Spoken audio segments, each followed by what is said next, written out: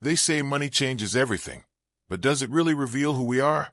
Or does it simply expose the secrets we have kept hidden all along? This is the true story of Maxwell Harrington, a self-made millionaire, and the two women who changed his life forever.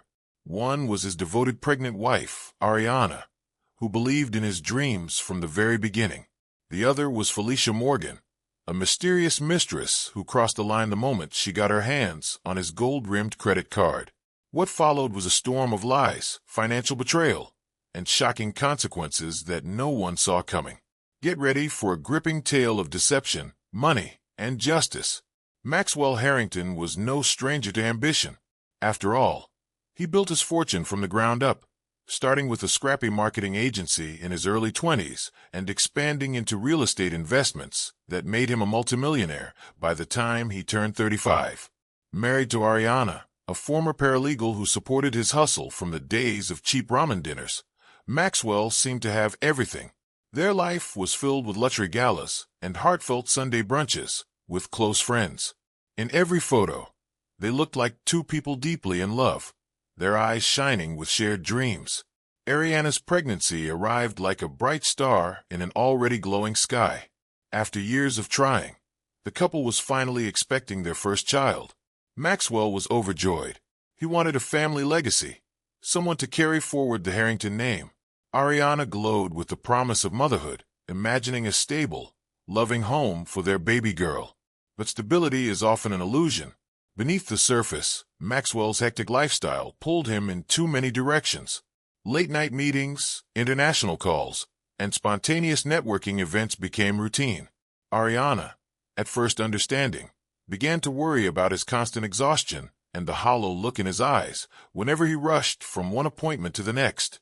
Then there was Felicia Morgan, a spirited entrepreneur trying to launch her own event-planning startup.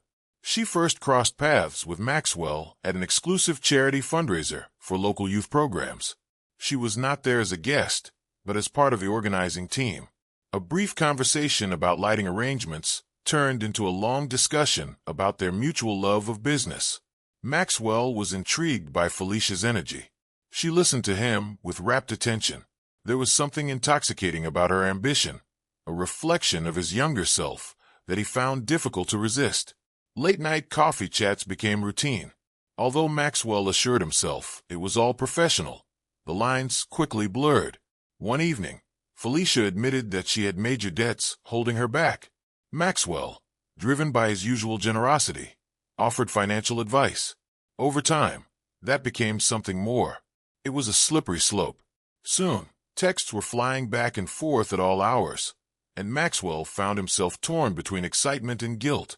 What he did not realize was that Felicia's desire for success went far beyond what she admitted.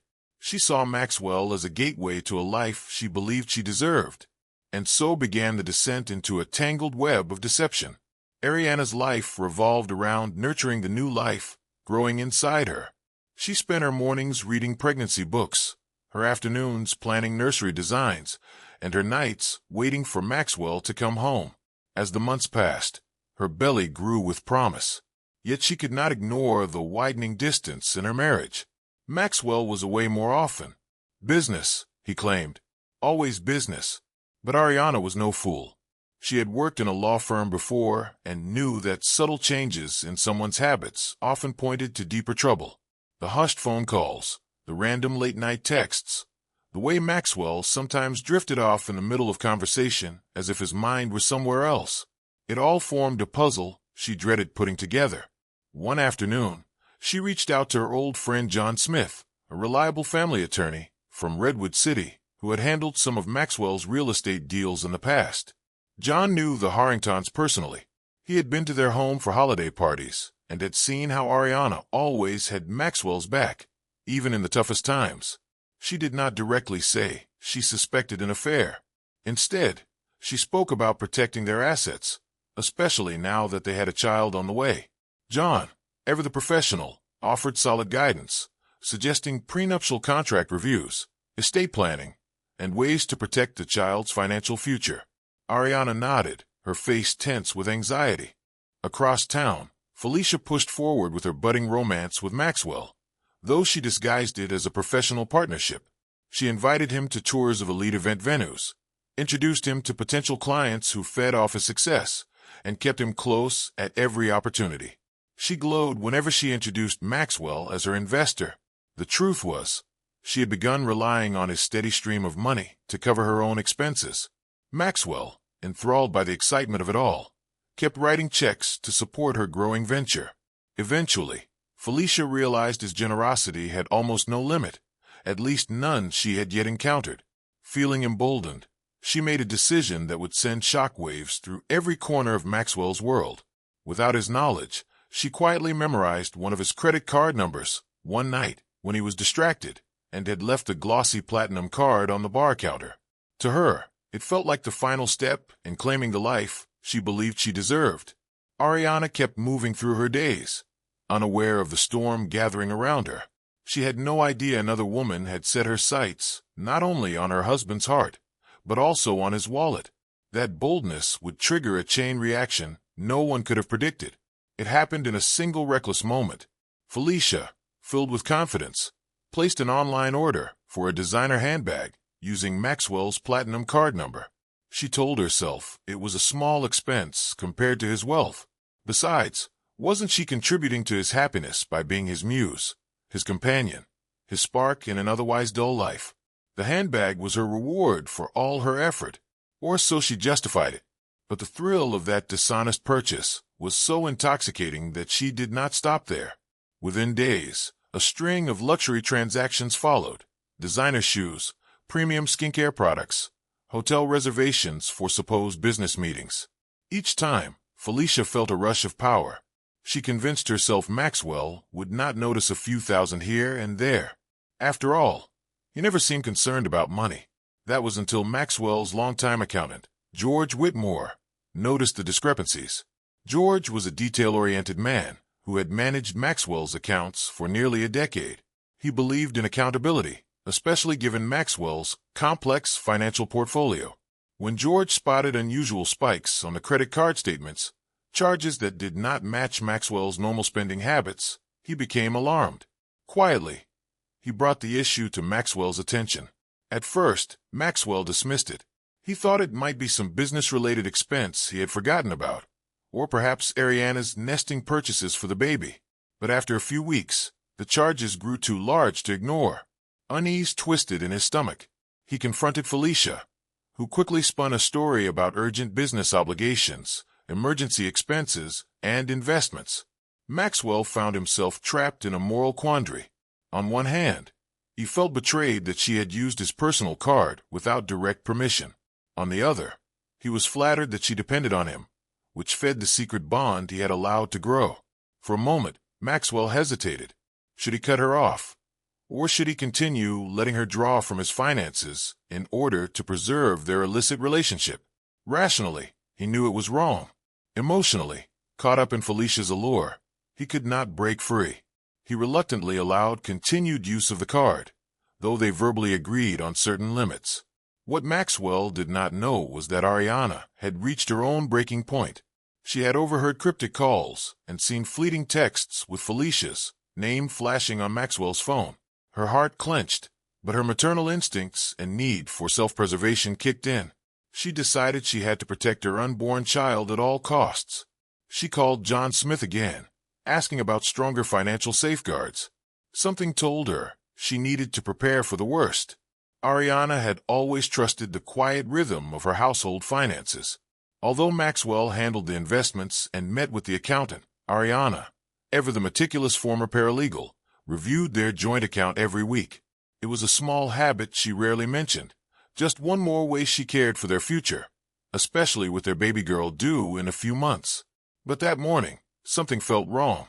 She had just finished breakfast, a bowl of oatmeal she barely touched, when she opened her laptop and logged into the bank portal. Her fingers hovered over the keyboard as she mindlessly rubbed her growing belly while the page loaded.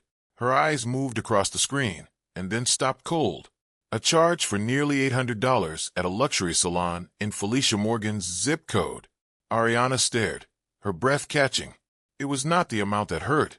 It was the name of the business. She had never been there. In fact, She only vaguely remembered Felicia mentioning it once at a charity event months earlier. Her heart began to pound. Digging deeper, Ariana opened the last 3 statements. Page after page of purchases unfolded before her eyes. Boutique hotel reservations, luxury spas, 5-star restaurant charges, none of which fit their calendar or her memory. A few had Felicia's name written in the memo line. Ariana's breathing turned shallow. It felt as though the floor had dropped out from under her. Her hands shook as she printed the statements, the ink smudging slightly from her grip.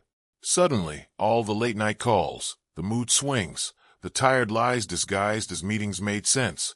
Rage and heartbreak collided in her chest. Her pregnancy intensified every feeling into something volcanic. That night, she waited in silence. The dinner table was set for 2. Baked salmon, sautéed asparagus, and mashed sweet potatoes. The plates remained untouched as she sat still, like a storm waiting to break. Maxwell walked in just after 7, loosening his tie and looking as though he expected another calm evening. The moment he saw Ariana's face, he knew. "We need to talk," she said sharply. The air grew thick. Within minutes, the table was covered in printed bank statements. Ariana's voice trembled, but her words were sharp as blades. "Would you care to explain why someone named Felicia is making luxury purchases with our card?" "Don't insult me by saying it is for business," Maxwell stammered, caught off guard. "It's not. It's complicated." "No, it is very simple," Ariana snapped, standing.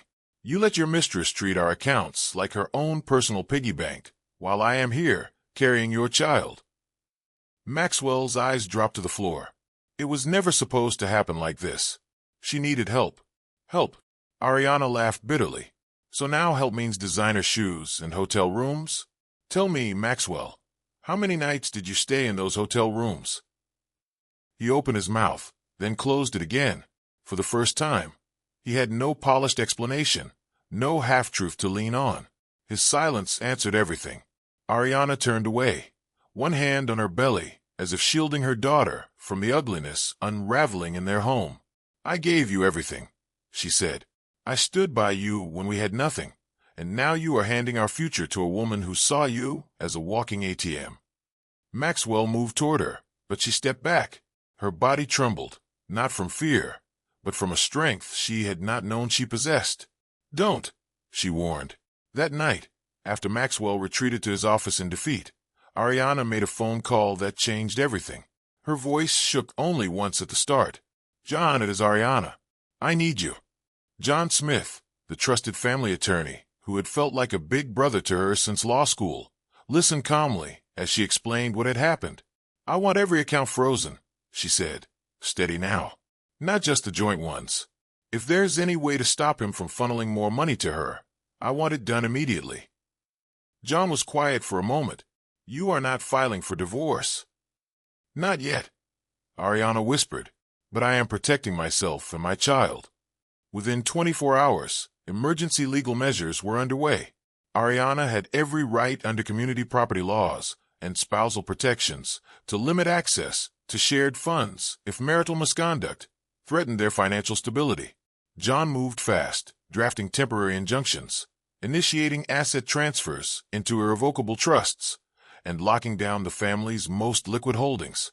Maxwell found out the next morning when his card was declined at a cafe. Then again when he tried to transfer money to his business payroll account. Then again when he called George, his accountant, and heard, "I think you need to speak with Ariana." Panic set in. Meanwhile, Felicia walked into an upscale boutique with a confident smile, only to have the platinum card declined in front of 2 sales clerks. She stared at the terminal as if it had betrayed her.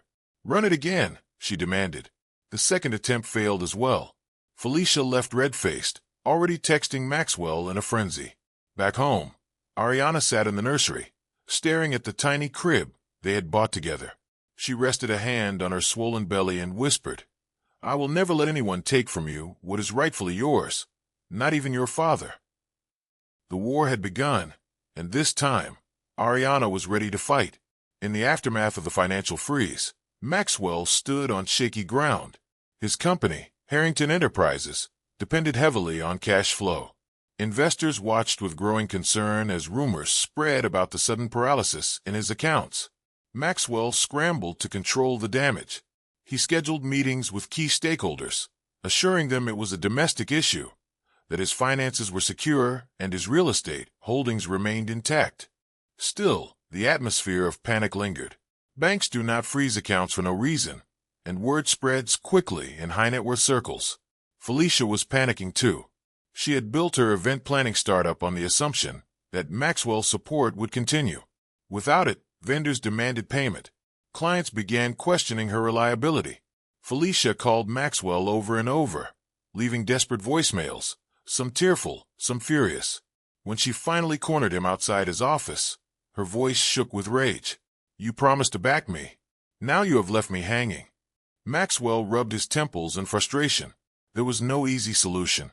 His wife, Ariana, still reeling from betrayal, had not only frozen their joint accounts, but had also launched a review of every financial transaction Maxwell had made over the past 6 months.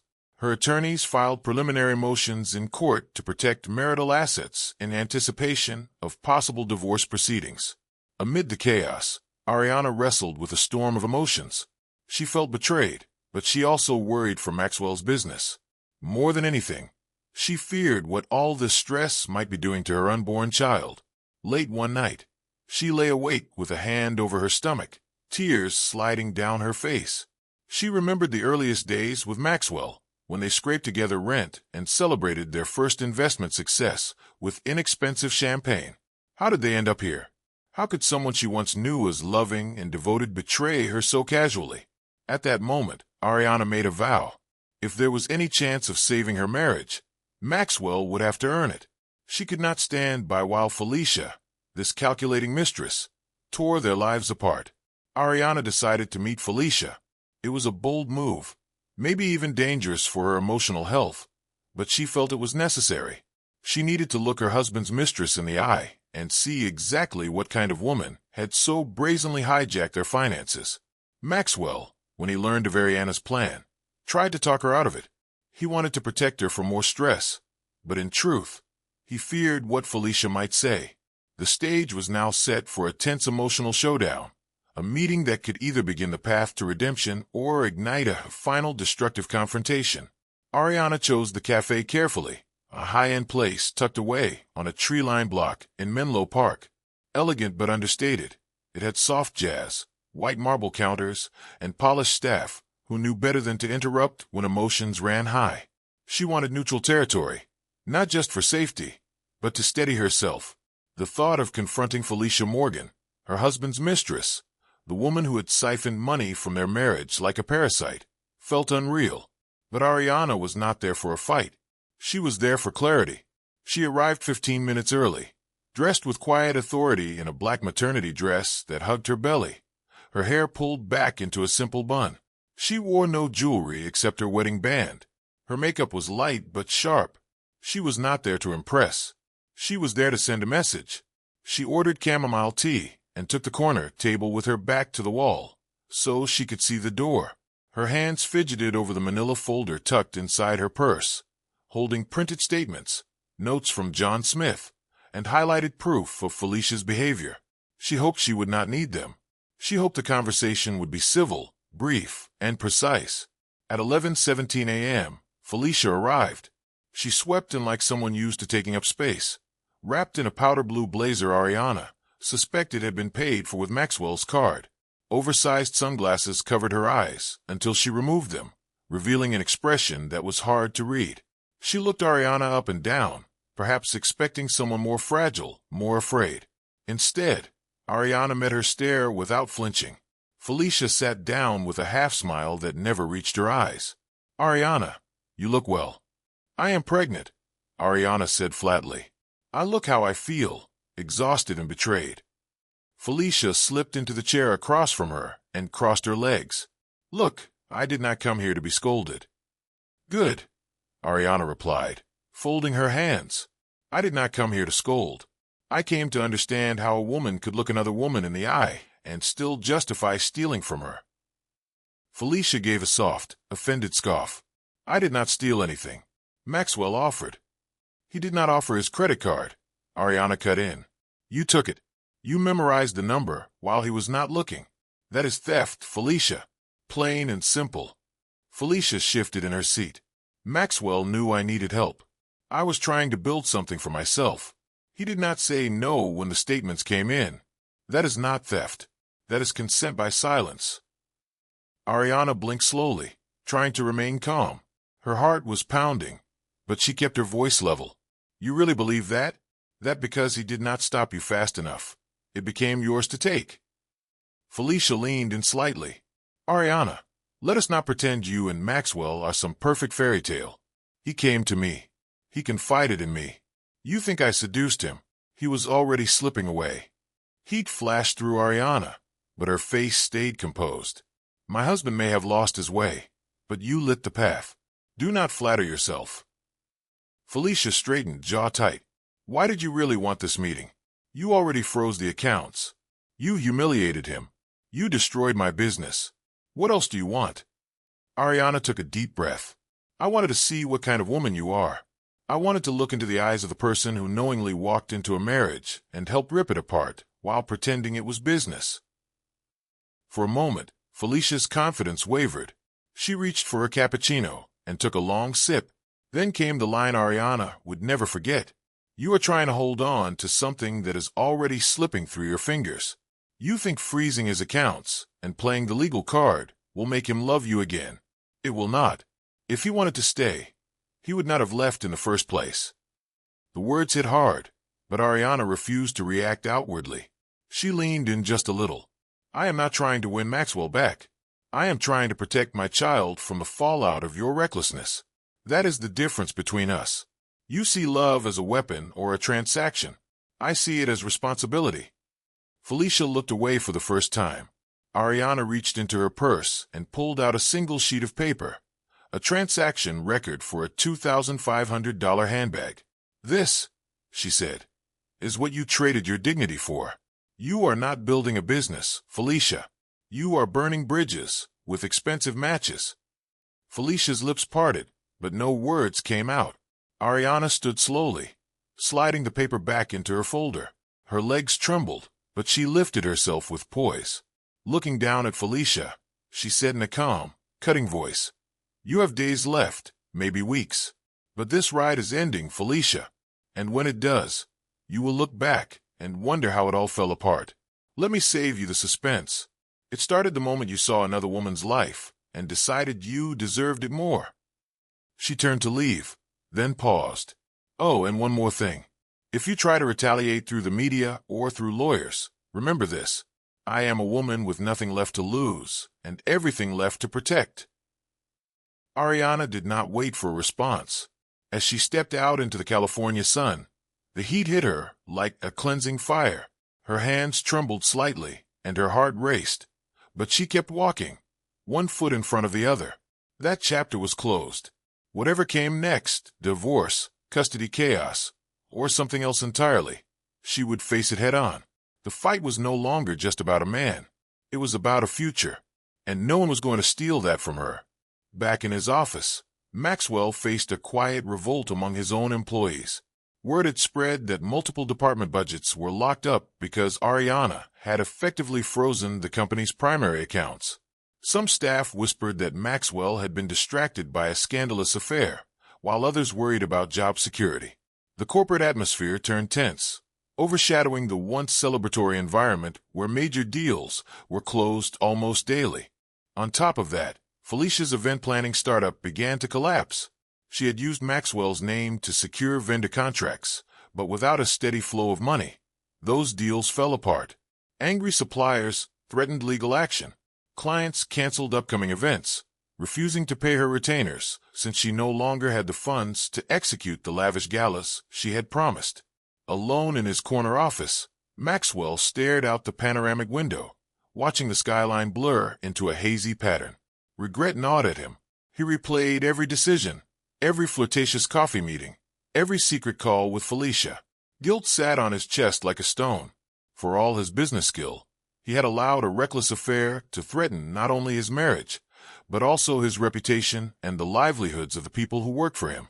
Desperate, Maxwell called Ariana. She answered with an icy tone. He begged for a meeting, saying he wanted to fix things for the baby's sake, if nothing else. Ariana agreed, but only if John Smith was present. Maxwell hesitated. Bringing in a lawyer felt like a wall between them, but Ariana remained firm. She needed legal protection and emotional distance, a buffer against more heartbreak. They met at John Smith's office, a place that felt sterile and tense. Ariana looked drained, her hand protectively resting over her baby bump. Maxwell felt a sharp wave of remorse seeing her so worn down. John laid out the terms for unfreezing certain accounts, but demanded full transparency regarding Maxwell's finances, including every transaction made to Felicia. Maxwell had no choice but to agree. The alternative was watching his empire fall apart even further. As Ariana listened to the list of Felicia's expenses, every designer item and extravagant meal, she realized just how deeply Maxwell had funded another woman's lifestyle. Tears of anger and pain filled her eyes. In that moment, Maxwell finally saw how much suffering he had caused the woman who had always stood by him. John requested a recess, giving Maxwell and Ariana a moment alone in the conference room. Maxwell reached for Ariana's hand, but she pulled away. The silence was deafening. The fate of their marriage and Maxwell's future hung in the balance. The next day brought an unexpected development. Felicia Morgan showed up at Harrington Enterprises and refused to leave until she spoke with Maxwell. Security tried to push her out, but she caused a scene in the lobby loud enough for employees to gather. Eventually, Maxwell appeared, his face twisted with frustration. He escorted her into a private conference room. There, she broke down, tears streaming down her cheeks as she explained how her fledgling business had nearly collapsed. Creditors were hounding her, and she no longer had enough money to keep her apartment. Felicia demanded that Maxwell give her a final severance so she could start over.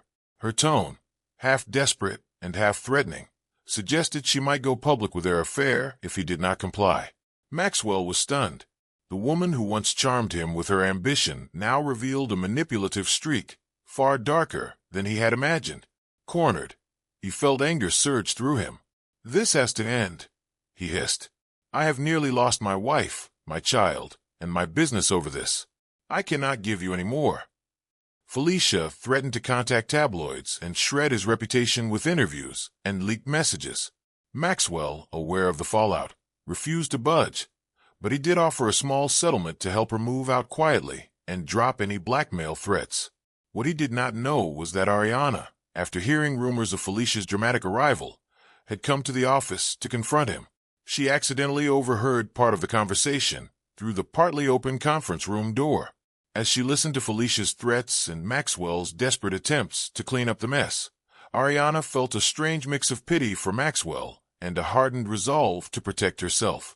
When Maxwell exited the room, he found Ariana standing there, her eyes cold but sad. She turned away without saying a word and headed for the elevator. Maxwell rushed after her, but she was gone before he could explain. On the way down, Ariana thought about all the illusions that had shattered. The illusion of a perfect marriage, of unwavering loyalty, of clean success. That evening, Ariana called John Smith and told him to move forward with a more aggressive legal strategy. She wanted a formal agreement that would guarantee financial security for her and her unborn child. She was no longer willing to rely on half measures. Maxwell's apologies and promises of second chances felt empty. In her mind, actions had to matter more than words. While Maxwell struggled with the collapse of his personal life, the walls began closing in on Felicia Morgan too. She learned that certain details of her conduct, especially using Maxwell's credit card without explicit permission, could lead to legal consequences. On top of that, Maxwell's final settlement offer was nowhere near the huge amount she had hoped for. Fear, anger, and regret collided inside her, driving her toward reckless choices. She confided in Tara Nguyen, her only close friend and a public relations specialist, who had once helped her with event promotions. Tara, after hearing Felicia's plan to possibly sell her story to the tabloids, warned her that it might bring short-term cash, but it would destroy her reputation in the industry. No high-profile client would ever trust her again. Felicia hesitated. She knew Tara was right, but with bills piling up, desperation clouded her judgment. At the same time, Maxwell's legal and financial troubles deepened. Ariana's lawyer sent him a draft settlement that was far more than simple spousal support. It required Ariana to become the primary beneficiary of several major assets, ensuring that she and the baby would be protected. Maxwell's pride was wounded. Everything he had built might end up under Ariana's control, but he had no leverage. He had no moral ground to stand on. Feeling the full weight of his mistakes, Maxwell arranged a meeting with Ariana without lawyers present. In the living room of the home they once shared happily, he admitted his wrongdoing in a halting, regretful voice. He apologized for betraying her and jeopardizing their child's future. Ariana listened with folded arms and tears building in her eyes. "I want to trust you," she whispered, "but I cannot if you keep Felicia in your life." Maxwell promised it was over. He even showed Ariana the messages in which he had refused Felicia's demands for more money. In that conversation, Ariana sensed real remorse. She allowed a small crack to form in the wall around her heart, but the road to reconciliation, if it existed at all, would be long and uncertain. She left that meeting with a heavy heart, telling Maxwell she needed more time to think and that the current legal arrangements would remain in place until she felt secure. Meanwhile, Felicia took a dangerous step. She contacted a freelance journalist who specialized in wealthy scandals. Though she stopped short of giving a full tell-all, she hinted that she had explosive information about a millionaire's extramarital affair, shady financial dealings, and a pregnant wife left humiliated. If the story broke, it could catapult Felicia into the public eye. It could also backfire in spectacular fashion. The seeds of another round of chaos had been planted. Amid the spreading rumors, Ariana's health took a turn. One evening, she experienced early contractions and had to be rushed to the hospital. Maxwell was informed by Ariana's distraught mother and dropped everything to be with her. Outside the maternity ward, he paced anxiously, haunted by the realization that his reckless decisions might be putting Ariana and the baby at risk. When Ariana stabilized, the doctors ordered strict bed rest for the remainder of the pregnancy. Stress, they warned, was dangerous, and any emotional upheaval could trigger premature labor. Maxwell was overwhelmed by guilt and responsibility. Watching Ariana lie there, exhausted and tearful, forced him to confront the magnitude of what he had done. While Ariana recovered in the hospital, Maxwell took an important step. He called a meeting with his lawyer, George the accountant, and John Smith. He wanted to rush through whatever paperwork was needed to secure Ariana's financial future immediately. Whether they stayed together or not, she and the baby would not want for anything. John, though skeptical of Maxwell's sudden change of heart, agreed to establish a trust that would protect Ariana and the child, accessible only with Ariana's signature. Maxwell also insisted that once Ariana and the baby were safe and healthy, he would return all joint funds to her control. John prepared the documents, and Maxwell signed what amounted to a serious act of remorse. In a parallel move, Maxwell went after Felicia. Through his lawyer, he sent a cease and desist letter warning her not to make defamatory statements or attempt blackmail. He also demanded reimbursement for every unauthorized transaction on his card, threatening civil action if she refused. Felicia, furious, saw her once lucrative affair become a legal nightmare. Then came the unexpected shock. Felicia discovered she was pregnant too. Shock and fear washed over her in equal measure. She was not sure whether Maxwell was the father, but if he was, everything would change. Her mind raced. Was this a stroke of luck that might bring Maxwell back to her, or another complication that would destroy them both? As she struggled with this new reality, Maxwell and Ariana's lives moved forward cautiously.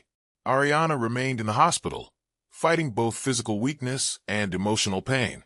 Maxwell stayed by her side, torn between guilt and a thin thread of hope. He dreamed of redemption, but the looming shadow of Felicia, now carrying a potentially life-changing secret, threatened to unravel everything again. Felicia's possible pregnancy became the center of a new wave of tension. She debated whether to tell Maxwell immediately or wait until she had proof. Part of her thought of the child as leverage. Another part feared the wrath that might follow. Eventually, she decided she needed confirmation first. An appointment was made at a nearby clinic, where she learned she was indeed pregnant. The timeline suggested a strong chance that Maxwell was the father. Desperate for guidance, Felicia went back to Tara. This time, Tara's advice was clear. Do not even think about using this child as leverage. If you're going to have a baby, do it the right way. The child's well-being has to come first. A scandal or blackmail could destroy both you and your baby's future. Felicia listened, tears filling her eyes. She felt trapped by her own ambitions, the same ambitions that had led her into a painful, complicated entanglement. Meanwhile, Ariana's hospital stay continued as doctors monitored her condition.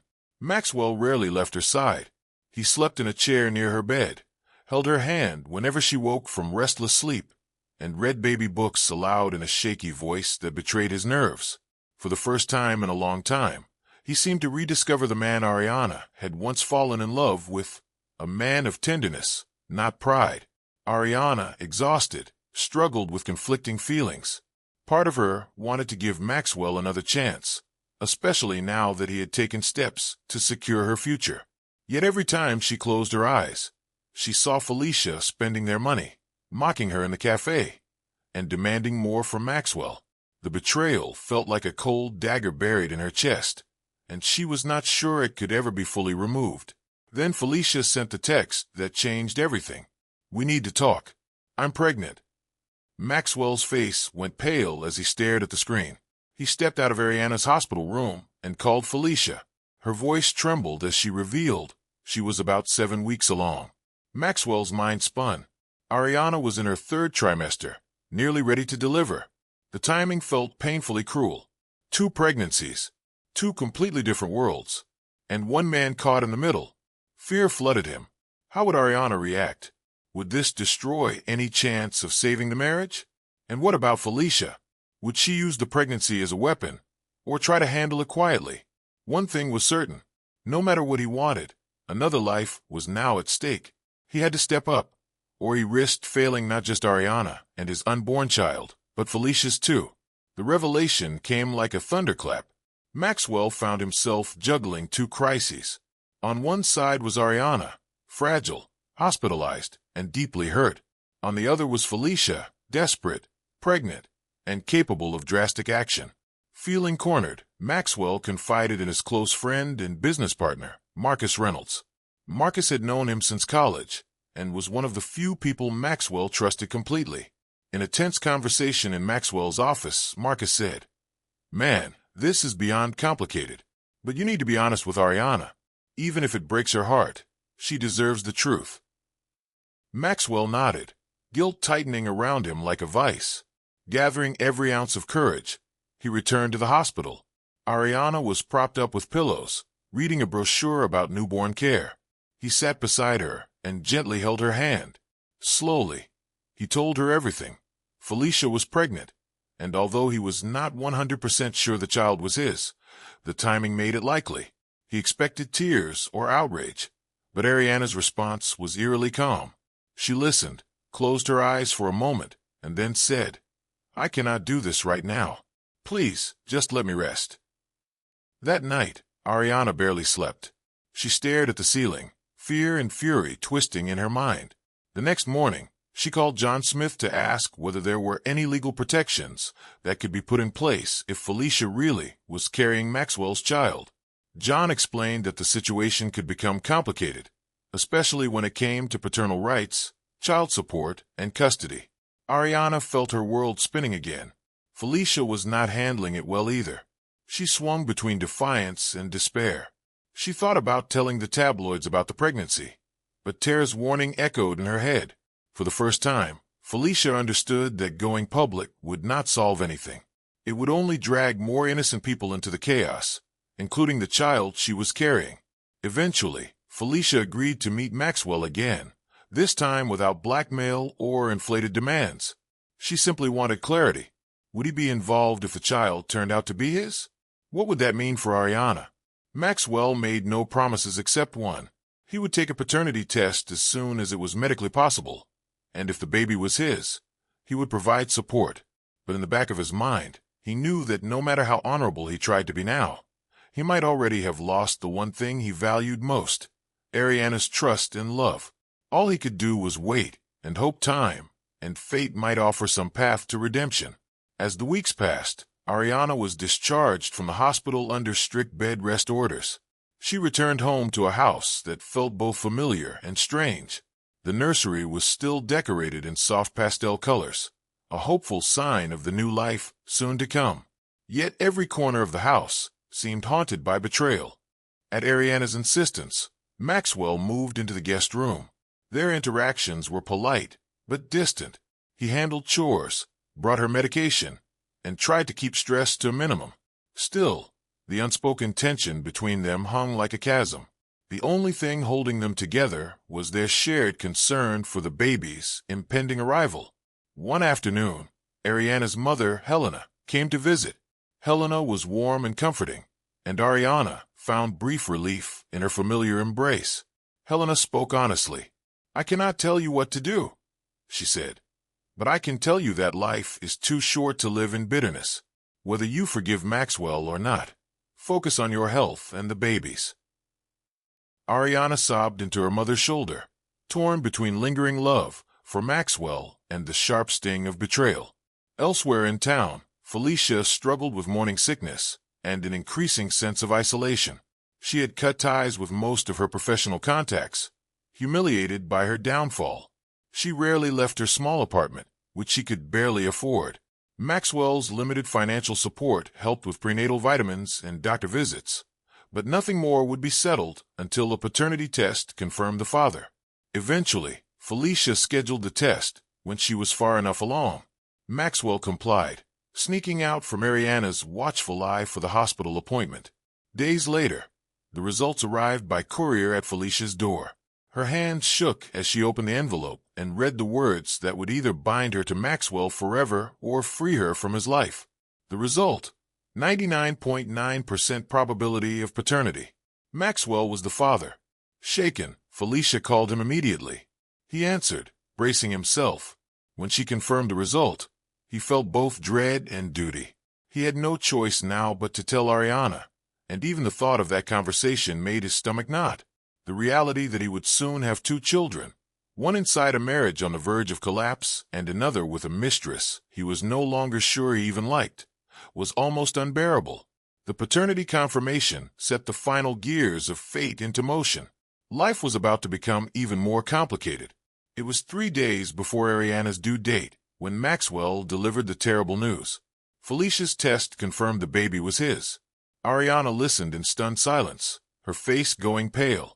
She pressed a trembling hand to her belly, as if trying to shield her unborn daughter from the heartbreak surrounding her.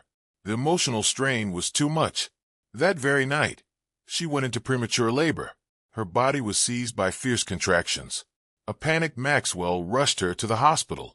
What followed was a blur of bright lights for drips and encouraging nurses. Ariana's labor was complicated by high blood pressure, but after a grueling night, she gave birth to a baby girl, Mia Harrington.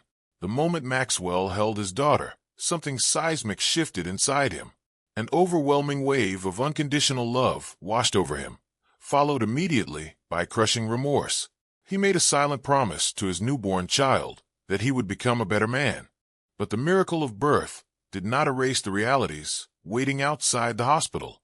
Once Ariana stabilized, Maxwell gently asked whether he could put Mia's name on the birth certificate. Ariana agreed. Despite her pain and anger, she knew he was still the father of her child. She watched him hold Mia with a mixture of sorrow and longing, fully aware that he might soon be holding another baby in another hospital with another woman. Back at Felicia's apartment, the weight of her pregnancy settled on her. She was due in 5 months, and with the paternity results, she suddenly had legal grounds to seek child support. Yet the last thing she wanted was another fight. She saw how Ariana's health had suffered, and for the first time, she felt real empathy. "Maybe I should just leave," she told Tara during a tearful conversation. Tara tried to be supportive.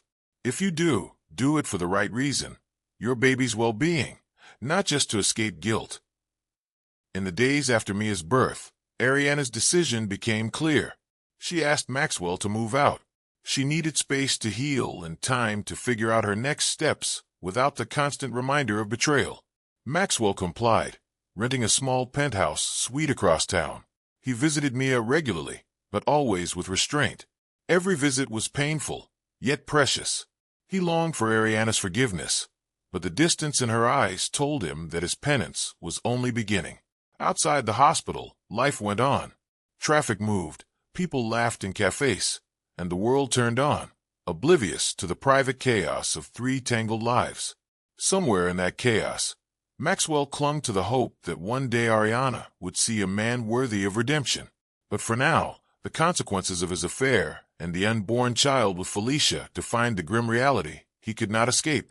Weeks turned into months, and life settled into a strained pattern. Ariana focused on caring for Mia, finding comfort in the pure innocence of her newborn.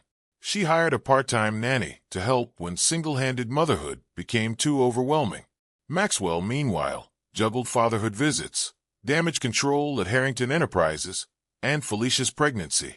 Despite all the turmoil, Ariana's legal arrangements ensured she remained financially secure. The accounts were partially unfrozen, with a significant portion now under her sole control and a trust established for Mia's future. Harrington Enterprises survived the scandal, though its reputation took a hit in some circles. Maxwell, chastened by the ordeal, threw himself into rebuilding trust with clients and employees. He even publicly acknowledged personal difficulties, though he never went into detail. Felicia gave birth to a boy, Elijah, 5 months later. The delivery was relatively smooth, and Maxwell arrived at the hospital not out of love for Felicia, but out of obligation to his newborn son. Holding Elijah, he felt the same fatherly awe he had felt with Mia, an unbreakable bond. But no matter how strongly fatherhood pulled at him, he could not ignore the cold silence between himself and Felicia. She seemed distant, her eyes filled with regret, perhaps realizing that even motherhood could not magically repair the broken relationships or restore her reputation. A quiet agreement emerged. Maxwell would support Elijah financially and ensure the boy had every opportunity in life. Felicia, in return, would not interfere further in Maxwell's life or Ariana's. She considered moving out of state to start fresh, hoping to give everyone involved a chance to heal in their own way. In the months that followed, Ariana gradually found her footing as a mother. She remained cordial with Maxwell, allowing him regular visits with Mia. Still, their marital future hung in delicate balance. Ariana was not sure she could ever fully forgive him, nor was she certain she wanted a divorce. They attended a few counseling sessions, but the emotional scars ran deep. It would take tremendous effort, and perhaps a miracle, to rebuild. As for Felicia, she faded quietly from a social scene. Rumor had it she moved to a small town in Northern California, living off modest child support and doing her best to raise Elijah in a calmer environment. Her departure was a sharp contrast to the bold choices that had started the entire disaster. For Maxwell, Ariana, and Felicia, karma had run its course, swift, brutal, and unrelenting. Each of them was left with pieces of the wreckage and the possibility, however slim, of a different future. The question remained, would they ever find real peace, or would the ghosts of their choices linger forever? In the end, all three paid a heavy price for their role in this painful affair. Ariana, betrayed yet strong, discovered a reservoir of resilience she never knew she had. Maxwell, humbled and remorseful, learned that true wealth is not found in bank accounts, but in the relationships we nurture. And Felicia, once intoxicated by power and material gain, was forced to rethink what success and happiness really mean. This roller coaster story of love, betrayal, and cold financial retaliation reminds us that actions carry consequences far beyond the moment. It is a cautionary tale. Building a life on deceit may bring instant gratification, but the price that follows is almost always higher than we can afford.